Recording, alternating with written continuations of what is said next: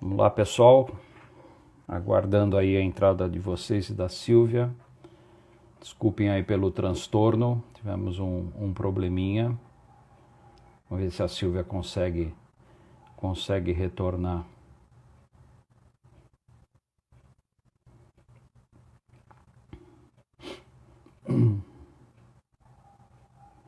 O Benhur aí também está na... Grande Benhur lá de Ponta Grossa, que faz um trabalho muito bacana. A Michelle entrou novamente. Benhur faz um trabalho com o pessoal, basquete em cadeira de roda. Chico está sempre com a gente.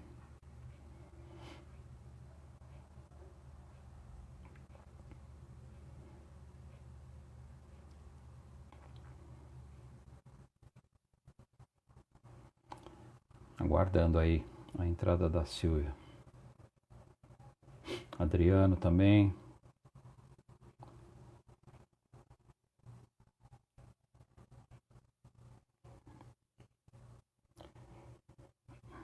Vamos ver agora se a gente consegue. A Silvia entrou.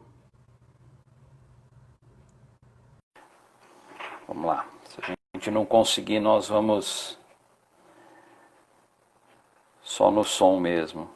Oi, Dante. Voltei. Oi, Silvia. Você voltou, mas só no som, viu, Silvia? Não sei o que está acontecendo.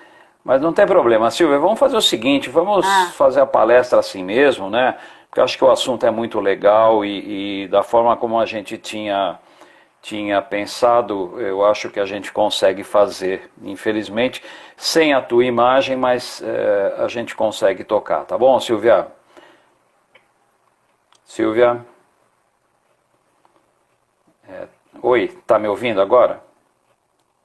Então tá bom. Então vamos lá, Silvia. Primeiro, obrigado aí de você ter aceito aí participar com a gente, né? Nós temos aí essa ação que chama-se Plantão de Dúvidas, onde a gente procura trazer pessoas com temas específicos, e você, que é psicóloga do esporte, foi minha orientanda, né, de doutorado lá na USP, fez um trabalho muito bacana e faz um trabalho muito bacana. Então, Silvia, obrigado por tudo aí, e eu queria, de começo, né, que você falasse um pouquinho da tua carreira, né, como é que você, uma psicóloga clínica, entrou na área esportiva, tá?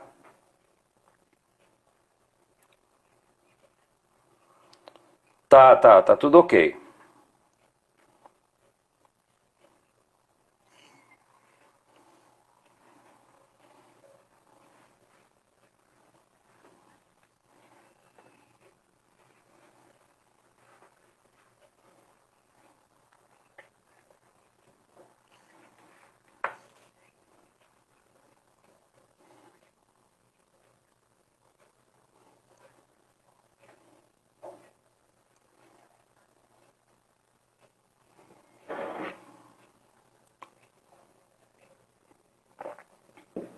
Silvia,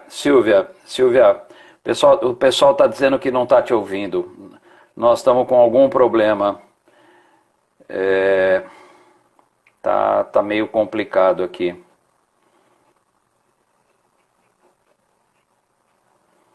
O pessoal não está te ouvindo, Silvia.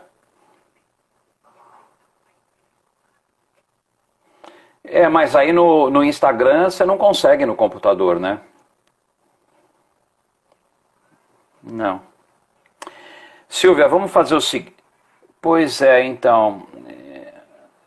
Pois é. Mas, Silvia, vamos fazer o seguinte, para não criar problema. Vamos suspender, e aí a gente tenta marcar outro dia, porque senão a gente vai perder muito tempo, entendeu? E o pessoal está dizendo para reiniciar, mas nós já tentamos reiniciar, mas não foi possível. Tudo bem, Silvia? Não tem problema, a gente deixa para um outro dia, tá bom? O pessoal está dizendo que tá só te ouvindo. Pois é. Mas não tem problema, Silvia, a gente remarca, não tem problema não vamos ficar sem fazer, tá bom? Então, Silvia, obrigado aí, desculpa, né, o pessoal, desculpe aí. Vamos fazer o seguinte, gente, eu vou ficar na linha aqui, Tudo bem, Silvia? A Silvia acho que já saiu. Oi? Não, tudo bem. Eu vou remover então, Silvia. Eu vou ficar na linha com o pessoal aqui, tá bom? Tá, um abraço, Silvia. Obrigado. Não tem problema.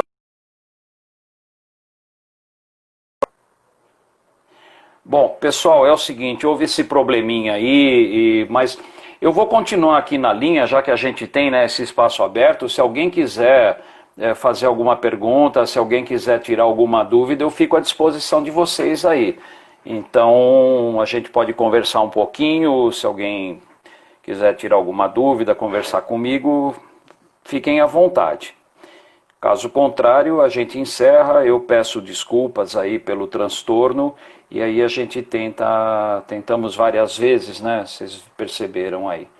Então, alguém tem alguma pergunta, ou alguém tem alguma dúvida, querem trocar uma figurinha comigo aí, fiquem à vontade.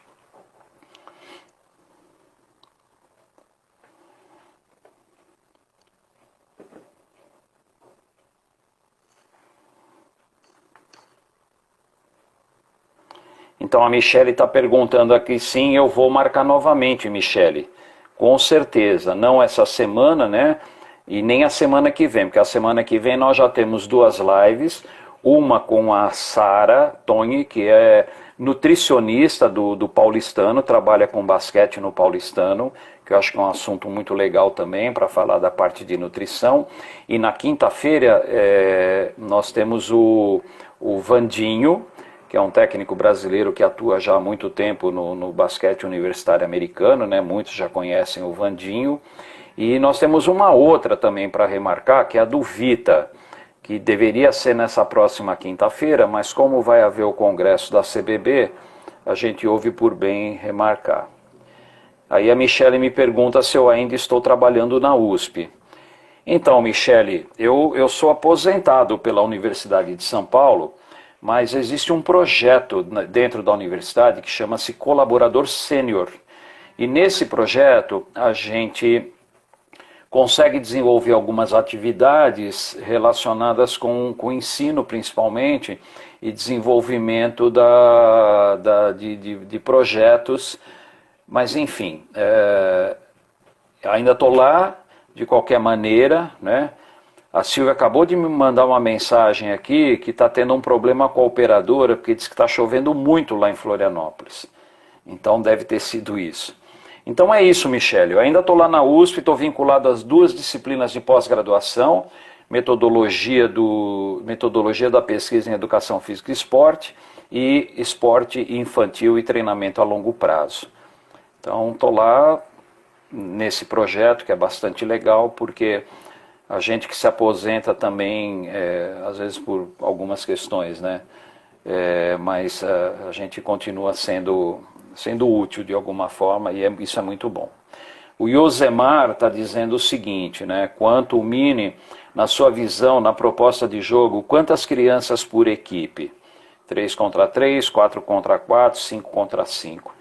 Então, Yosemar, eu acho que isso é uma coisa variável. Eu acho que qualquer dessas situações são favoráveis para o mini basquete.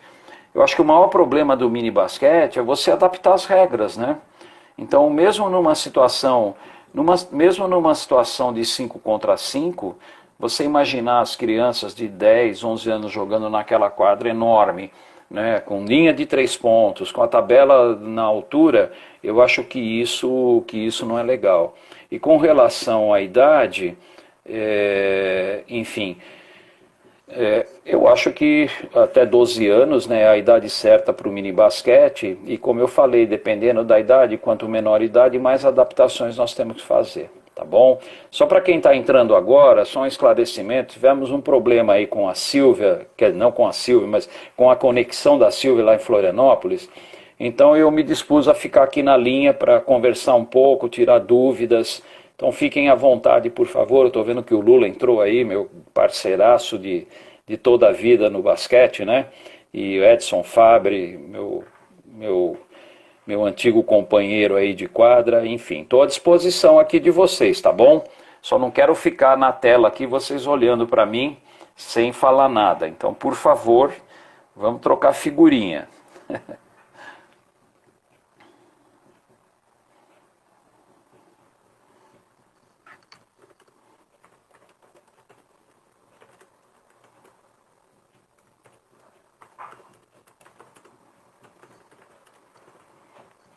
Conversando com a Silvia aqui. Bom, gente, pelo jeito não tem perguntas, então eu acho que a gente pode encerrar, né? Até para não tomar o tempo de vocês. Eu sei que está todo mundo aí atribulado, existem outras lives, outras coisas importantes. Ok, o Roberto está perguntando quanto sistema de marcação para criança, aquela pergunta clássica, né? Individual ou zona? Eu acho que o começo tem que ser com defesa individual, sem dúvida nenhuma. É a defesa que faz com que a criança aprenda a marcar, não é? Entendendo que até uma certa idade a criança não tem essa percepção do espaço. E se você considerar que a marcação por zona é uma marcação de espaços, né, e não de pessoas, você marca a pessoa que está num espaço, fica mais difícil para ela compreender. Então eu acredito que a marcação individual seja mais adequada. Aí o Lula está me perguntando, né, qual segmento do basquete precisa de mais apoio das entidades. Então, Lula, eu acho que atualmente tem um segmento que está se tornando, enfim, um segmento importante, que é o de projetos sociais. Hoje nós temos aí vários projetos, várias pessoas trabalhando, não é? E quando eu falo projetos sociais, não é necessariamente dentro de uma comunidade e tal. Tem muitos projetos sociais que atuam na escola. Nós temos vários companheiros aqui, que estão inclusive presentes, né, que desenvolvem projetos dentro da escola que são projetos sociais. Não é? Porque normalmente atinge uma população bastante carente, que não tem acesso a clube, não tem acesso a outras entidades, e são projetos muito importantes. Então eu acho que as federações, a própria confederação, deveria olhar melhor para esse segmento. Eu acho que se dá muito pouco apoio para esse segmento. Pensa-se muito no clube, que é elitista, né, que segrega mesmo, não tem jeito, e olhar um pouquinho para esses projetos para a gente tentar massificar. Tá? Tudo bem, Lula? Respondido? Nishikaro, gostaria de saber por que as crianças a partir dos 10, 12 anos sentem dores no joelho e tornozelo. Olha, eu não sou médico, não sou fisioterapeuta e não sei se eu consigo te responder à altura, né? Então, eu acho que muitas vezes é uma questão de sobrecarga de treinamento. Né? Então você pega crianças de 10 a 12 anos que são submetidas a uma carga de treinamento incompatível com a sua formação óssea, muscular, né? Então eu acredito que essa questão é uma questão que está relacionada com o crescimento. Aqui, ó, a Michele tá falando aqui, crescimento acelerado, tá certo? Então eu acho que a gente tem que pensar, quem trabalha nessa faixa etária, com cargas de trabalho menores, não é? Então, com uma qualidade de trabalho melhor. Então, nessa faixa etária, eu acho que é muito mais importante a qualidade do trabalho do que a quantidade. Não só a quantidade em termos de carga horária, mas a quantidade também em termos de dias da semana. Lembrando que essas crianças, elas não fazem só esporte. Hoje, uma criança de 10 a 12 anos, ela tem uma série de atividades que muitas vezes são incompatíveis. Então, eu não sei se eu te respondi, como eu falei, não sou médico, né? Mas a gente, pela experiência, tenta observar esse tipo de coisa. O Yosemar, né, diz aqui se o basquete pode se tornar um esporte popular no Brasil. Então, Yosemar, eu acho que o basquete é um esporte popular, né? O que precisa é mais divulgação. O que precisa é mais divulgação, o que precisa é mais apoio da imprensa. Porque se você, por exemplo, se você vai nos jogos, talvez não aqui em São Paulo, mas em São Paulo também. Vamos pegar o exemplo de Franca lá, do Lula. Cara, Franca é uma cidade que respira, que vive em função do basquete, né? Então, nós temos aí grandes centros de basquete. Uma coisa que eu acho importante, né, para que o basquete se torne popular, e aí a Michele está colocando, é exatamente essa questão da massificação, como eu falei na resposta ao Lula. Nós temos que olhar para esses projetos não necessariamente como uma forma de produzir atletas. Eu acho que isso é o menos importante. Eu acho que nós temos que produzir pessoas que gostem do basquete. Pessoas que vão até o ginásio, pessoas que assistam os jogos pela TV, enfim. Porque a gente sabe que o se tornar atleta é um caminho muito difícil, é um caminho muito complicado, que exige muita coisa, que exige muita saúde basqueteira para vocês, que exige muita entrega, e nem sempre a criança ou o jovem ele consegue atingir seu objetivo. Então, na minha opinião, mais importante do que formar um atleta, a gente tem que formar um cidadão que goste de esporte, não é? A Michele está dando mais um esclarecimento para Nishikaro aqui. As crianças estão em processo de crescimento e a musculatura não acompanha, exatamente. Aquilo que eu falei, né? Então, às vezes a exigência é muito maior do que a criança pode oferecer. E nós temos que tomar muito cuidado com isso. Porque não são só problemas de dores, né? Como ela disse aqui que a neta pratica basquete e sente muitas dores. Você pode causar problemas seríssimos, não é? Musculares, ósseos e assim por diante. O Roberto diz aqui que a criança que joga contra uma defesa individual não favorece apenas o desenvolvimento das que possuem mais habilidade. Eu acho que não, muito pelo contrário. Ele estimula o desenvolvimento de todos. A defesa por zona, sim, favorece aquela que tem mais habilidade. Que é aquele garotinho ou garotinha que tem um bom arremesso e o jogo vai ficar em cima dele. Quer dizer, ele vai simplesmente ser um arremessador. Mas enfim, esse é um tema polêmico. Isso desde sempre, né? Desde sempre se discute essa questão da defesa individual, defesa por zona, e existem vários pontos de vista, evidentemente. Então, de novo, lembrando para o pessoal que entrou recente, né, tivemos um problema aí de conexão com a Silvia, então eu estou aqui para bater um papo com vocês, né, tá bom? Aí a Michele de novo, né, que a criança com dor vai, lógico, ninguém gosta de fazer nada com dor, né, com certeza, com certeza. Então, toda vez que você faz alguma coisa com dor, você não está fazendo a coisa naturalmente. Aí é lógico, quando você atinge um nível alto, como dizem os atletas, né, a dor faz parte do próprio corpo, mas aí é outro problema, né? Aí já é o atleta de alto rendimento, enfim, tem uma série de consequências aí, certo, gente?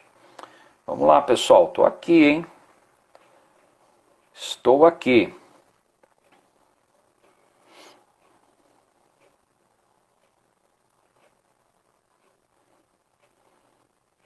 Aproveitando, né, eu queria convidar vocês a... Eu vou digitar aqui, convidar vocês para se inscrever no meu canal YouTube, tá? Vamos ver se eu consigo aí, YouTube, não, youtube.com/C barrinha veja que começa com maiúscula e o basquetebol também é maiúsculo, tá? Então vamos lá.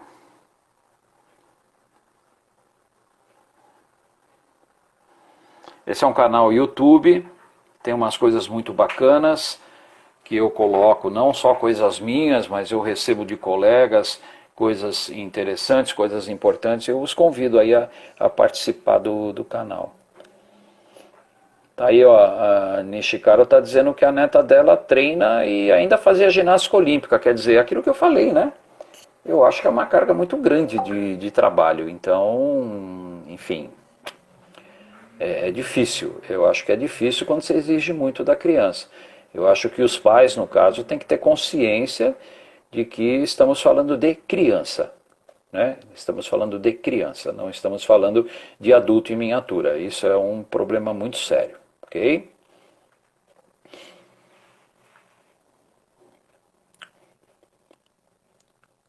Ó, o Alexandre está entrando aí, não deve estar entendendo nada, né, Alexandre? Tivemos um problema de conexão com a Silvia e eu estou aqui enrolando vocês num bate-papo aí informal à disposição daqueles que quiserem continuar conversando. Quando não tiver mais ninguém, opa, o Anderson aqui. Professor, no ensino dos fundamentos, segundo a bibliografia, o arremesso sempre fica para depois do drible e passe. Como corresponder às expectativas dos alunos de arremessar? Então, Anderson, eu entendo que para mim não tem sequência de fundamento, porque o basquete é um jogo que envolve todos os fundamentos.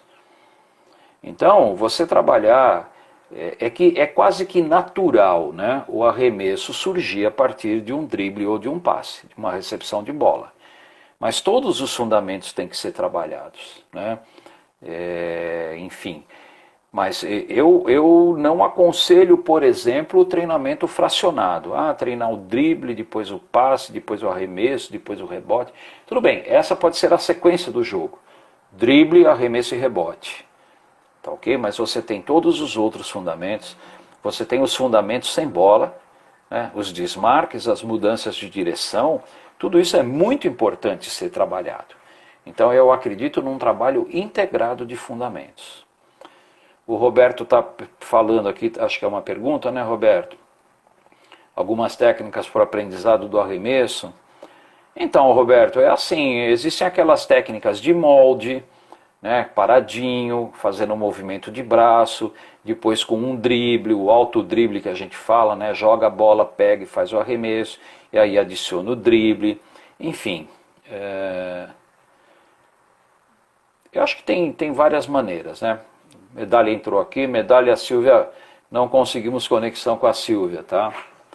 Então por isso que eu estou trocando figurinha com a turma aqui. O Falso pergunta se eu consigo informar quantos atletas, alunos praticam basquete na base no Brasil. Putz, Falso, realmente eu não tenho a mínima ideia. Eu não tenho a mínima ideia. Porque eu acho difícil você ter registro, né? Aqui em São Paulo, talvez a gente consiga esse dado na federação, mas aquilo que eu falei, né, fica restrito a clubes, né? Se a gente considerar os projetos como o seu, por exemplo, que você tem milhares de crianças, tem muita gente fazendo basquete na base. Agora, o que é base, né? É só o clube? Eu entendo que não. Muita gente relaciona a base com clube. Eu não, eu relaciono base com todo o trabalho que é feito até os 12 anos, por exemplo, e depois um pouco mais avançado, até 13, 14, 15. Opa, parece que não estão me ouvindo mais.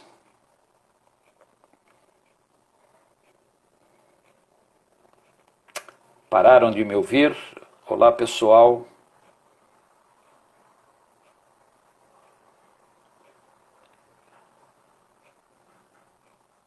Tudo bem? O pessoal ainda está me ouvindo?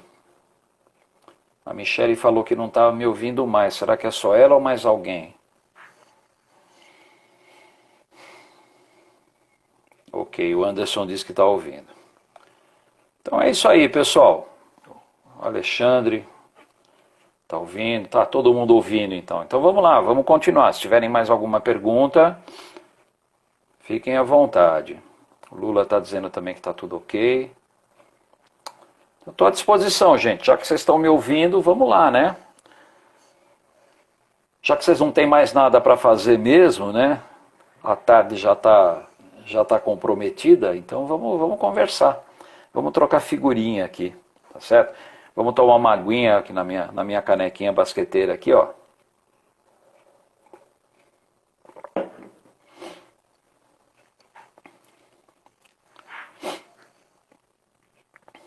É muito estranho ficar sentado na frente do telefone, do celular, olhando para a câmera, né? E sem ver ninguém. É muito estranho. E esperando alguém perguntar, né? Mas tudo bem, estamos por aqui.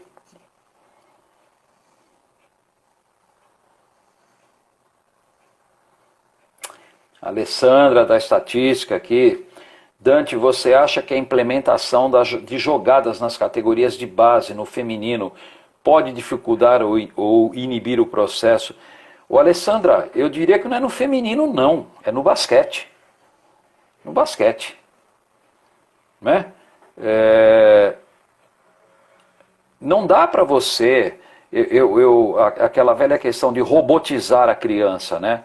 Você estabelecer ali uma sequência de movimentos, porque o basquete é um jogo imprevisível. Por mais que você faça jogadas, né? Jogada 2, jogada 3, jogada punho, jogada aquilo, chifre para baixo, chifre para cima. Primeiro, que é uma questão de entendimento. Todas as crianças têm que entender aquele símbolo e eu acho muito complicado. Eu acho muito importante que desde o início a criança aprenda a tomar decisões. Então duas coisas são importantes. A criança tem a possibilidade de um jogo aberto, de um jogo livre, e outra, não ter posição definida. Não ter posição definida. Todos têm que fazer tudo. Não é porque uma criança é mais alta do que as outras que ela obrigatoriamente tem que jogar de pivô. Hoje o basquete, ele exige uma multifuncionalidade. Veja o que acontece com os grandes jogadores, né? Aquela velha classificação lá do tempo do livro do Lula e do Dante, né? Olha, até o Lula fala, até no adulto o sistema rígido inibe as iniciativas. Aquela classificação, armador é aquele jogador baixinho, rápido, isso está lá no livro do Lula e do Dante, tá? Qualquer reclamação pode reclamar com eles dois. O pivô é aquele cara grande que... Então hoje o que a gente vê? A gente vê uma diversidade nessas posições. Então não tem mais essa do armador ter que ser baixinho e rápido. Né? Hoje nós temos armadores de 2 metros, nós temos armadores de 1,90 m, de 1,80 m. Hoje nós temos armadores de 1,80 m que penetram e enterram. Quando é que acontecia isso no passado? Não é? Então o basquete, a dinâmica se modificou. E essa dinâmica exige esse trabalho de tomada de decisão, e isso tem que começar lá na base, tá bom? Então acho isso importante. Passou batido aqui o Alexandre, né, da Escola Giacomo Stabile, que faz um trabalho muito bacana, falou para eu contar um pouco do festival que nós fizemos lá. Foi muito legal, foi um festival de mini basquete, que foi realizado a convite, né? Convidamos 4 instituições e ficou bem claro que tipo de festival que iria acontecer, ou seja, algo realmente participativo, algo que as crianças pudessem aproveitar. Não ia ter campeão, não ia ter cestinha, medalha para o melhor, não ia ter nada disso. Não ia ter nada disso. Né? Então fizemos um festival muito bacana com quatro instituições, o Giacomo, o Céu Perus, agora eu não vou lembrar, Alexandre, depois qualquer coisa você me socorre, porque eu não estou lembrando das outras duas, a cabeça tá falhando. E o que foi bacana foi assim, fizemos um trabalho integrado com a Fátima, a árbitra, ela levou todos os alunos. Então o festival serviu também para que os alunos do curso de arbitragem dela pudessem praticar. E foi legal porque nós tivemos um papo com os pais antes, explicando, Instituto Gomes, aí ó, o Alexandre está falando, que é lá do Maurício de Pirituba. Explicamos para os pais o que ia acontecer, e explicamos para os pais também a função daquele pessoal que estava lá aprendendo a apitar. E foi muito legal, foi muito bacana, né? Assim, foi uma manhã muito interessante, e no final a gente misturou as equipes. Então no final a gente pegou 3 ou 4 de cada equipe, montou uma outra equipe, e cada professor dirigiu uma equipe, e foi muito bacana essa integração com as crianças, tá? Então essa foi legal. O Lula voltou naquele assunto da tomada de decisão que a Lê colocou, né? Que ele fala o seguinte: para a defesa é muito mais fácil defender sistema do que defender criatividade. E é verdade. É verdade. Quer dizer, eu marco as jogadas do seu time e vou te defender. Agora, se você tiver jogadas que levem a criatividade, que desenvolvam a criatividade do jogador, pô, é fantástico. Seria muito legal. Né? Então, hoje a gente vê muito isso, né, no basquetebol de alto rendimento. Os jogadores improvisando, os jogadores tendo liberdade. E é muito triste quando você vê um jogo, por exemplo, de mini, que o armadorzinho chega lá na frente e levanta o braço, canta uma jogada. Eu chamo de coreografia. Aquilo, na verdade, é uma coreografia que nem sempre dá certo, né? Aí o professor fala assim, olha, você passa a bola para o lado direito e corre para o lado esquerdo, tá bom? Tá, e aí tem um jogador de defesa no meio desse passe. O que a criança faz?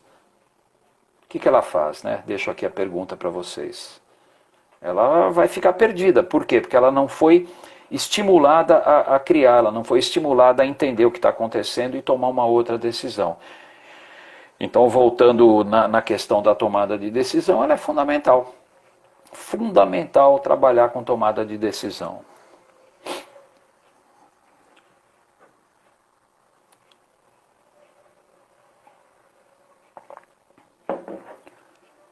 E aí, pessoal, mais alguma coisa?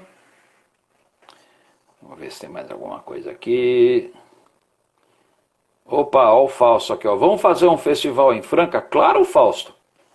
Demorou, é só acabar aí essa bagunça aí da pandemia, que nós vamos...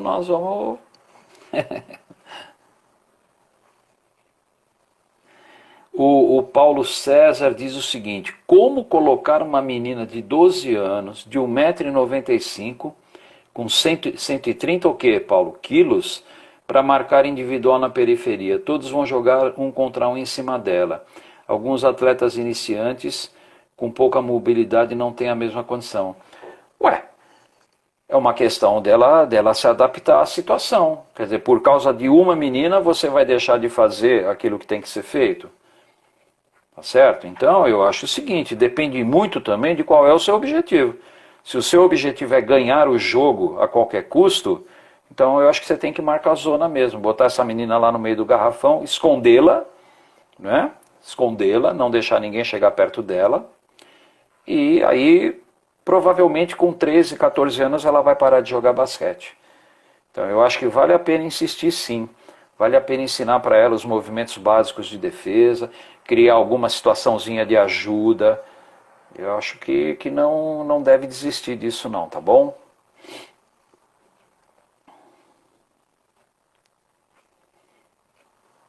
Uma coisa importante, Paulo, é tentar identificar em que fase de desenvolvimento está essa menina, né?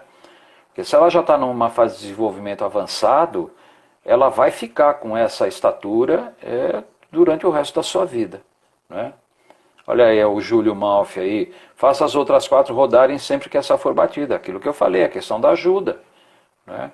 Então, essa menina ela tem que ser estimulada. Aí, Paulo, ele está dizendo que ela para antes. Tudo bem, mas aí é uma questão de orientação, né? Aí o Lula, ó, com 12 anos talvez ela não consiga, mas se treinar com 13 vai conseguir. E de novo, né, a gente precisa identificar em que fase de desenvolvimento que ela está. Se ela ainda não atingiu seu pico de crescimento, essa menina realmente vai ser muito grande. Agora, e se ela já atingiu com 12 anos com 1,95 m, com 15, 16 ela vai ter 1,95 m. E aí? Aí mais uma que para de jogar basquete, né?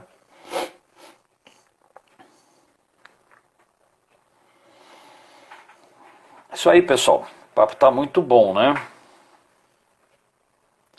Aí, Paulo, você tem razão, Paulo. Por isso que perdemos muitas atletas grandes não continuam. Acho que é porque elas não são estimuladas, elas não são, enfim, provocadas, eu diria até, né? Para poder continuar e fazer a coisa certa. É muito mais cômodo para o técnico fazer essa menina marcar zona, né? O Alexandre diz aqui, o que você acha da inclusão das competências socioemocionais nos treinos? Empatia, comunicação, espírito. Eu acho fundamental, Alexandre. Isso faz parte do jogo. O jogo não é só físico, técnico e tático. O jogo é emocional e muito emocional. O jogo é psicológico, né? Então é muito importante, inclusive para que o grupo se fortaleça, né? Então quando você fala espírito de equipe aqui, é muito importante. É sensacional você trabalhar com isso. Porque nós estamos lidando com seres humanos que têm suas emoções, né? Muitos têm problemas de comunicação, crianças que têm até um certo medo de se comunicar por conta de timidez, e a gente tem que estimular isso, nós temos que estimular isso na criança. Né? Essa questão da honestidade, da responsabilidade. A criança, ela tem uma responsabilidade com os seus companheiros, ela tem uma responsabilidade com a sua equipe em termos de horário, né? de comprometimento. Eu acho que tudo isso tem que ser trabalhado sim. O Paulo novamente diz assim, não sou contra o individual, mas temos de ter recursos e também atender os...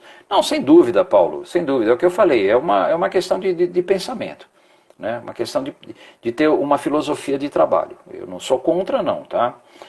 A Mônica diz o seguinte, a Mônica lá de Floripa também. Ô Mônica, a sua companheira lá de Floripa não conseguiu se conectar com a gente. Habilidades para a vida, através do esporte. Exatamente, ela está se referindo ao que o Alexandre colocou. Né? Nós estamos trabalhando com seres humanos. E aquilo que eu falei lá atrás, não necessariamente serão atletas, mas serão pessoas que vão gostar de esporte, que vão assistir jogos e que vão, de uma certa forma, ter uma vida, né, fora da quadra muito importante, que serão certamente felizes para isso. Dante, o que você acha do Brasil perder talentos para a Europa? Ano passado, uma menina do Bradesco de 13 anos foi para a Europa, ela tinha 1,95 m. Ô César, eu acho que é uma questão de oportunidade, pô. É uma questão de oportunidade. Se ela tem oportunidade, ela tem que ir. Ela tem que ir, porque ela vai ter uma outra experiência, uma outra cultura. Eu não vejo problema em relação a isso. Até porque, né, talvez aqui no Brasil ela não tenha tanto destaque ou não tenha tanta oportunidade. Não digo nem destaque, oportunidade. Enfim, eu não sou contra não, porque a gente não pode tirar dessas crianças, desses jovens, a oportunidade. Agora, uma coisa tem que se tomar cuidado. Né? Para onde vai essa criança, com quem ela está lidando, como os pais entendem isso é um cuidado que nós temos que tomar. Porque existem muitos casos também, por conta desses agentes, até agentes de jovens, que é um absurdo, né? Prometerem mundos e fundos e chegar lá não é nada daquilo que foi combinado. Deixa eu ver, alguém tinha feito uma... Yosemar, quantas vezes por semana a criança deve treinar? Eu acho, Yosemar, que de 2 a 3 vezes, não mais do que isso, aquilo que eu falei lá no começo, não é uma questão de quantidade, é uma questão de qualidade. Lembrando que essa criança tem um monte de outras atividades, principalmente as atividades escolares. Então eu acredito ainda no treino de 2 a 3 vezes por semana, 1h30, no máximo, e qualidade no treino. Treino dinâmico, treino lúdico, que a criança se sinta à vontade, que ela se divirta e fale amanhã eu volto. Tá ok?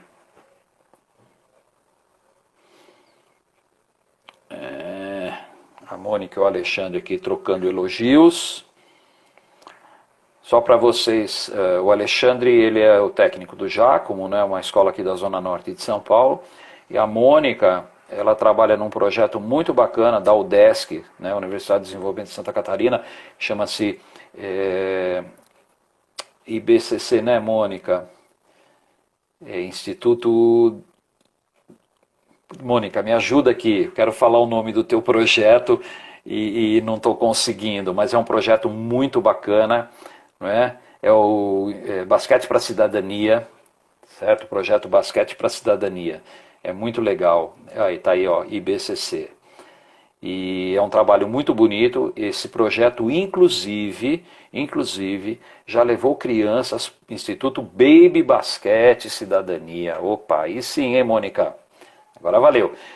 Mônica, você vai me ajudar agora, Mônica. Nesse projeto já foram levados várias crianças para fora do país, não é?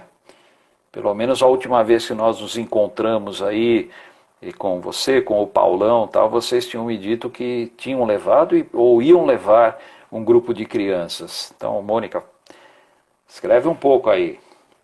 Vamos passar a bola para a Mônica aqui, ó, tá? O Alexandre falou que está divertido o que, Alexandre? Eu falando aqui para mim mesmo? Olhando para minha cara aqui no celular? Olha aí, gente, ó, esse projeto já levou crianças para a Itália, para os Estados Unidos, para o México, né? Muito bacana, um projeto muito legal mesmo. Aliás, Santa Catarina está fazendo coisas muito bacanas. Santa Catarina está fazendo coisas muito bacanas no esporte e, enfim. Aí o Alexandre pedindo para fazer uma propaganda. Pode sim, Alexandre, depois eu mando a conta para você, tá? Dos direitos de imagem.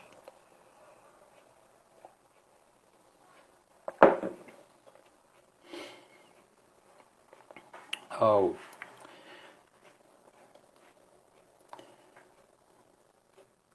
Aí, pessoal, a turma que está entrando agora não deve estar entendendo nada, né? Era para estar a Silvia aqui falando com vocês e estou eu. Mas aqui tivemos um problema de comunicação, nós não conseguimos conectar com a Silvia, tá bom? Então é isso, gente. Olha aí, ó, projeto lá da Mônica, crianças de 4 a 12 anos, ok? Que é um projeto de extensão que é vinculado à Universidade de Santa Catarina. Isso é uma outra coisa que eu quero aproveitar esse gancho.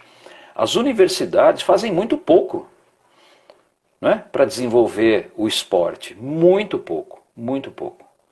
Então, as universidades deveriam se envolver mais nos seus projetos de extensão, deixar de ser menos burocráticas, né? Porque as universidades são burocráticas ao extremo. Eu vejo isso pela USP, que para você desenvolver um projeto, você tem que apresentar 250 mil documentos e passar por 450 comissões, não é? Então, as universidades têm que começar a se mexer. A propaganda do Alexandre, né? Quinta-feira, o Giacomo terá a honra de receber numa live o técnico de basquete cearense Alberto Bial, por favor, participe. E na próxima semana teremos o mestre Dante. Opa, vamos lá, né? Vamos falar. Ó, o Caju também entrou, o Caju, grande técnico aí de basquetebol em cadeira de roda. Contar uma novidade para vocês, estamos bolando aí, o Caju, eu, a Ana, que fez uma live muito bacana no sábado, e mais algumas pessoas ligadas ao basquetebol em cadeira de roda, estamos preparando aí uma atividade, uma mesa redonda, uma live ou um Zoom com o pessoal em cadeira de roda, tá ok? O Paulo falando aqui que temos um projeto de basquete na Universidade Tecnológica Federal do Paraná, no campus Cornélio Procópio. Ótimo, Paulo. Eu acho excelente. Quanto mais as universidades se envolverem, melhor. Eu acho que é um ambiente extremamente propício, né? As universidades, além de ter recursos, né? Toda universidade tem a capacidade para receber esse público, né? Capacidade para desenvolver projetos e assim por diante. Então, como eu digo, a universidade tem que ser menos burocrática, ela tem que ser mais aberta, a universidade tem que sair da bolha. Eu falo isso com maior tranquilidade. Eu estive 35 anos na Universidade de São Paulo e a universidade é uma bolha de excelência que muitas vezes não olha para a comunidade, não é? Então, principalmente na nossa área, a universidade teria que ser mais aberta, ela teria que olhar mais para a comunidade e trazer as pessoas para dentro da universidade na forma de projetos e ser menos burocrática. Aí o Paulo está dizendo, né, com o apoio dos diretores e alguns empresários. O Rodrigo, o Alexandre está te entregando aqui, ele quer saber por que você dormiu no chão na final da Junior NBA em Orlando. Pô, aí, Rodrigo, ele te entregou, hein? Eu tô fora dessa, hein? Não vou assumir essa bronca não, tá? Muito bem. Pessoal, tudo bem? Vamos encerrar, então? Opa, tem mais uma perguntinha. Dante, qual é a sua expectativa ou visão sobre quando o basquete vai retornar? Então, César, eu não sei. Inclusive, outro dia eu postei no nosso grupo um documento muito importante que nos foi enviado pelo Carlos Osso, que é além de ser um grande amigo, né, diretor do Pinheiros durante muito tempo. O Osso, ele faz parte do conselho lá do Comitê Olímpico. O Comitê Olímpico, ele soltou um documento muito importante sobre a volta às atividades físicas e esportivas de uma maneira geral. Se vocês quiserem consultar, entra no site do Comitê Olímpico Brasileiro, né, do COB, e lá você consegue encontrar esse documento. Aliás, são 4 ou 5 documentos, e eles são muito bons, vale a pena dar uma olhada. Vale a pena dar uma olhada, tá ok? Muito bem, gente. O grande Lula aí. Um abração pro Lula, meu parceiro. E fizemos muitas coisas boas aí nessa vida do basquete, da universidade. Continuamos aí na ativa, né? Estamos preparando também, ó, uma novidade, hein? Eu e o Lula e a Sarite estamos preparando uma atividade voltada para projetos sociais. Aguardem. Vai ser pela Associação de Técnicos de Basquete, que, aliás, é muito importante que vocês que são do basquete se associem. A nossa associação precisa. Não adianta falar, mas o que a associação vai fazer? A associação só vai fazer se ela tiver sócio, que ajude, que pague uma mensalidade, que não é uma mensalidade cara, né? Mas nós precisamos desse apoio. A gente está tentando levantar a nossa associação através de eventos. Você vê, a associação faz aí o Café com Basquete, a associação tem sido parceira. Hoje não aconteceu no Zoom, porque também tivemos um problema, mas normalmente a gente faz esse bate-papo, o plantão de dúvidas pelo Zoom, junto com a associação. Então vários grupos de basquete que tem aí hoje, né, no WhatsApp estão se juntando à associação para a gente alavancar. Então a gente precisa de vocês, gente, precisa de todo mundo, tá bom? Então, ó, eu queria agradecer todo mundo aí, mandar um abraço para todos, novamente pedir desculpas aí pelo transtorno, mas acho que esse papo informal aqui foi legal, né? Foi gostoso e é bom a gente de vez em quando também relaxar um pouco e ter um papo um pouquinho melhor. Tá ok, pessoal? Eu vou encerrar então. Muito obrigado, um grande abraço a todos, tenham um bom dia e um bom final de dia, né?